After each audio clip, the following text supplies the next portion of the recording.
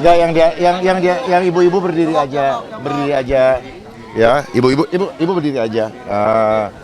Biar saya aja.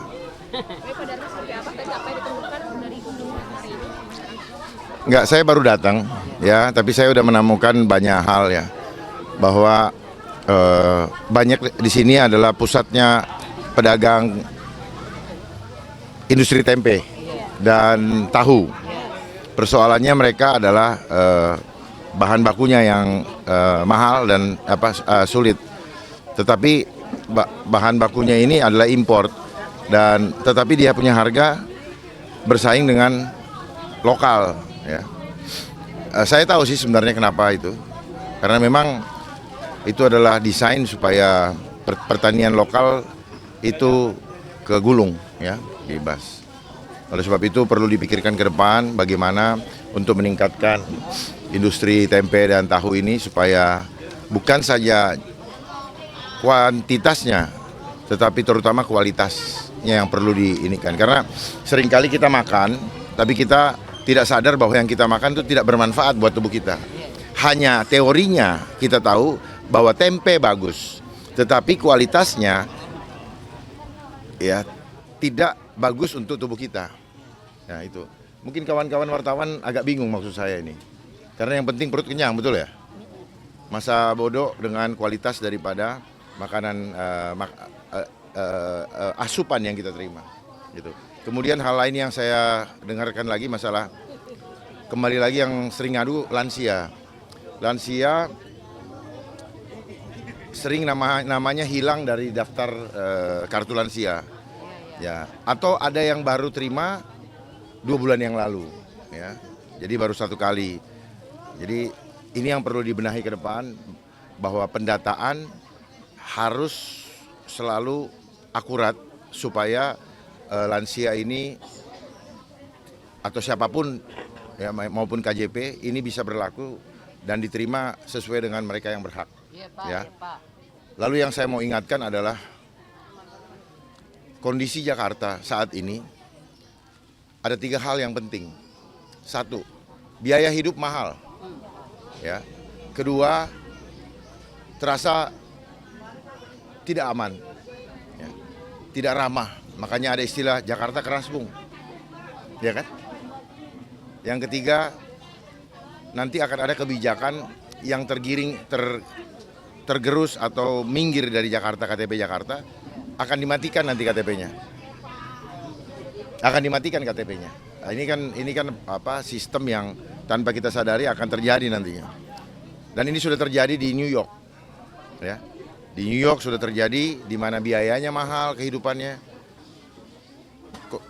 daerahnya tidak aman, dan kebijakan yang lain adalah begitu dia bergeser ke luar Jakarta, maka otomatis KTP-nya nanti akan di nonaktifkan.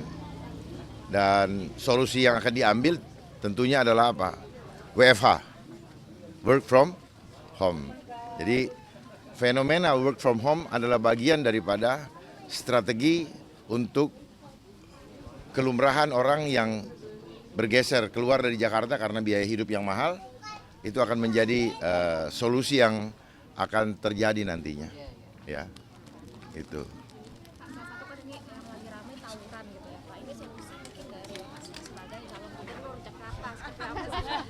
Tawuran. Tawuran, Pak, lagi rame-ramenya banget, Pak. Ya, tawuran itu akibat adab. Ya. Kalau kita bicara tawuran, maka kita harus tahu bahwa terjadinya tawuran berarti menunjukkan ada yang salah. Ya, entah di dalam proses pendidikan, ya, kalau anak-anak sekolah, artinya apa? Mereka nggak paham apa itu akhlak. Ya. Kenapa demikian? Karena selama ini sekolah hanya menanamkan teori. Ya, teori itu apa? Dia masukkan di mind-nya, di pikirannya. Tetapi tubuhnya, capek ya? Tapi tubuhnya tidak bisa melaksanakan. Ya, tubuhnya nggak nurut. Jadi gini ya, saya kasih tahu. Orang tahu teorinya nggak boleh mukul, tetapi kenapa badannya nggak bisa nahan untuk nggak mukul? Karena kekuatan batinnya itu kalah dengan hal yang nafsu yang batil. Oleh sebab itu, solusi aman adalah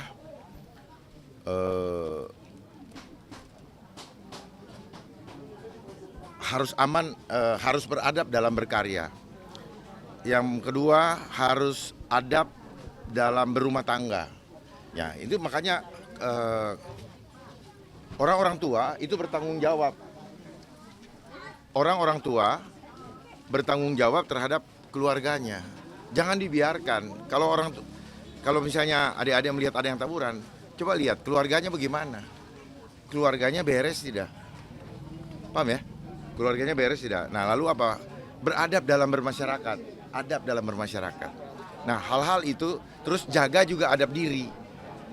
Jadi seringkali Mbak, ya pertanyaannya Mbak mengatakan kenapa? Bagaimana nih tawuran? Padahal itu terjadi akibat manusianya yang tidak paham adab. Harusnya kan kalau sudah punya adab,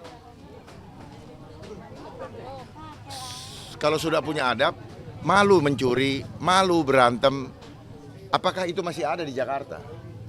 Ya, malu melakukan hal-hal yang tidak terpuji, itu adab, gitu. Saya berharap semoga pertanyaan Mbak itu Mbak maknai yang saya maksud, gitu. Ada nggak di antara keluarga Mbak yang suka tawuran? Tidak ada. Nah, kalau semua keluarga berpikir demikian, maka harus dijaga mulai dari mana? Rumahnya, bukan dari mana-mana. Jelas ya? Pak Dharma kemarin Nanti dulu, saya ingin setiap statement saya itu diendapkan dan dimaknai. Ya, jangan setiap orang, ini namanya komunikasi. Gitu. Begitu saya tahu, kalau perlu tanggapin dulu. Gitu. Jadi jangan masing-masing ini, supaya dapat dulu nih makna kenapa tawuran. Tawuran ini terjadi karena ketidakbahagiaan di dalam batin seseorang disebabkan oleh banyak hal yang membuat mereka mencari aktualisasi diri. Untuk apa? Ya untuk menunjukkan bahwa dia lebih hebat. Padahal itu hanya untuk mengisi batin dia yang kosong. Oleh sebab itu batinnya harus diisi dengan adab. Ingat bagaimana nilai-nilai yang disampaikan oleh orang tua kita. Berbakti kepada orang tua, sopan santun, budi pekerti, penuh dengan kelembutan, ya, rendah hati. Tawuran itu bentuk daripada tidak rendah hati gitu. Itu adalah sifat yang egois. Ya, karena yang dipukul itu adalah apa? Punya orang tua. Yang dipukul juga ini ciptaan Tuhan. Coba kalau punya pemahaman yang demikian, nggak akan kita melakukan itu. Ya.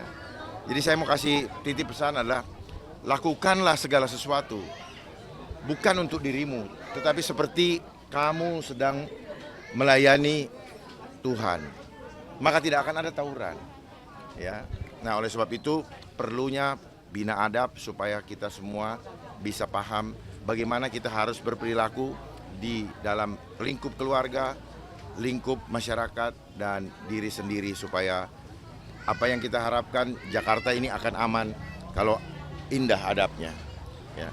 Jadi Jakarta nggak akan pernah aman. Jakarta tidak ada gunanya segala macam yang dipromosikan kalau rasa aman itu tidak ada. Maka kalau rasa aman tidak ada, maka kehidupan di Jakarta akan tidak nyaman. Gitu. Ya gimana tadi? berarti diterjunkan di sekolah-sekolah atau langsung kepada keluarga-keluarga, ya, di setiap rumah, ya, di kelurahan nanti akan kita memang kita khusus membuat tim bina adab, baik itu ekonomi adab, apapun yang sifatnya adab, istilah saya apa ya, terminologinya, tim ekonomi adab. Nah di situ udah include semuanya, ya, udah include. termasuk penanganan kekerasan Mulai di sekolah. otomatis kan kita akan ketemu ya, ekonomi kita iniin, kita akan ketemui, kita akan menemukan, ya, kita akan menemukan hal-hal yang seperti tadi di dalam rumah mereka, kan kita akan bisa mengidentifikasi apa-apa saja yang diperlukan. Nanti tim pembina adab ini, ya, akan didampingi oleh ahli untuk meliterasi masyarakat, lalu nanti dilanjutkan oleh guru-guru honorer yang menjadi tim utama dari tim ekonomi adab gitu. Ya, tim bina adab ini sebenarnya dalam satu skup adalah tim ekonomi adab. Karena Jakarta ini aman kalau ekonominya aman, tapi ekonomi yang beradab. Ya, bukan ekonomi yang ugal-ugalan, bukan kemakmuran yang didapatkan dari hasil tipu menipu atau korupsi dan sebagainya. Dan rakyat tidak mengerti cara-cara yang seperti itu sebenarnya. Rakyat hanya mencontoh dari yang sudah pakar dalam hal tipu menipu. Ya, saya mau kasih tahu. Semua orang tahu bahwa teori korupsi tidak boleh, betul? Tapi kenapa sudah tahu di benaknya tetap dilakukan? Apa penyebabnya? Kira-kira apa penyebabnya? Saya mau ngajak berpikir. Orang udah tahu bahwa mukul nggak boleh. Tapi kenapa tetap dilayangkan tuh pukulan? Saya ngajak berpikir. Berarti ada sesuatu yang kontrol di dalam diri kita yang belum mampu kita lakukan. Karena apa? Hanya baru sebatas teori. Oleh sebab itu perlu adanya dibina, dilatih dari hari ke hari sehingga menjadi suatu kebiasaan. Pola pikir yang berubah akan menghasilkan perbuatan. Perbuatan yang dilanjutkan terus-menerus akan menjadi kebiasaan. Kebiasaan yang diteruskan akan menjadi karakter. Dan karakter yang diteruskan akan menjadi budaya, akan menjadi adab. Itulah kunci ketahanan budaya, adanya di adab. Tapi udah ada gambaran kasar mengenai alokasi anggaran yang akan Bapak keluarkan untuk program Enggak. adab ini. Berapa persen mungkin Pak dari APBD gitu? Sekarang kita lihat saja yang dibutuhkan masyarakat berapa banyak yang belum bekerja. Ya. Jadi saya tidak akan menyampaikan dulu berapa persen karena kita perlu menghitung, ya, menghitung dengan jelas langkah demi langkah karena tugas kami hanya 5 tahun. Oleh sebab itu penggunaan anggaran jangan dihitung sekarang, tapi prioritaskan mana yang dibutuhkan untuk menyelamatkan rakyat dulu. Ya. Misalnya, ya, berapa persen untuk pendidikan udah jelas nih. Ya, berapa persen untuk kesehatan. Jadi kita dahulukan bagaimana rakyat perutnya aman dulu. Kasih kerjaan, lalu carikan kerjaan, ya di mana dengan jaminan babe, lalu berdayakan setiap kampung menjadi kampung wisata supaya ada pangan mandiri dan sebagainya. Dan ada pertemuan di balai rakyat, balai gotong royong untuk melatih, ya, rakyat supaya bisa mampu membuat industri di rumahnya masing-masing, semacam workshop itu. Penegasan saja Pak tadi terkait ada nanti pembinaan akhlak tadi ini nanti yang Adab. dan nanti yang akan dikerahkan kan sempat dikatakan Guru honorer sebagai juru apa namanya, ujung tombaknya, guru honorer gitu. Nanti didampingi oleh ahli. Kalau bicara misalnya tentang bagaimana membesarkan usaha, bagaimana membuat pangan mandiri, nanti ada ahlinya. Ya, kalau misalnya pangan, nanti bibitnya dari Pemprov. Kami yang berikan. Prinsipnya gini, prinsip tim bina adab atau ekonomi adab itu begini.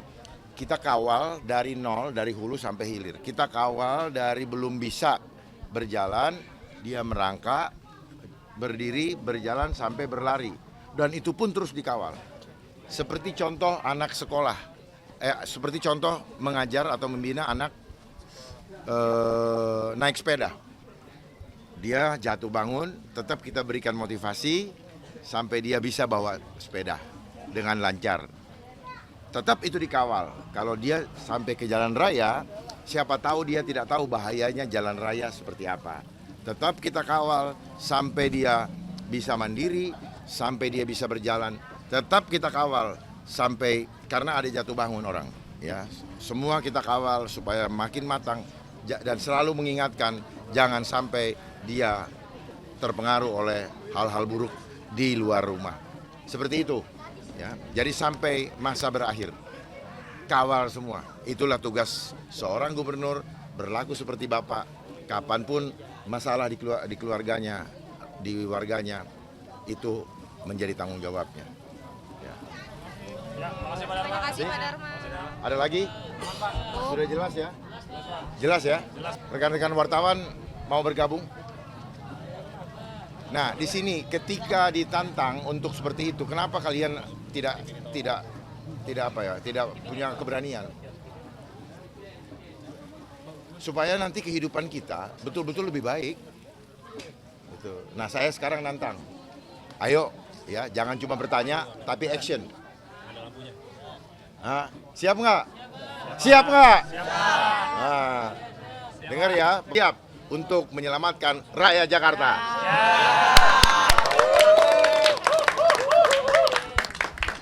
Iya, hanya rakyat bersatu yang bisa.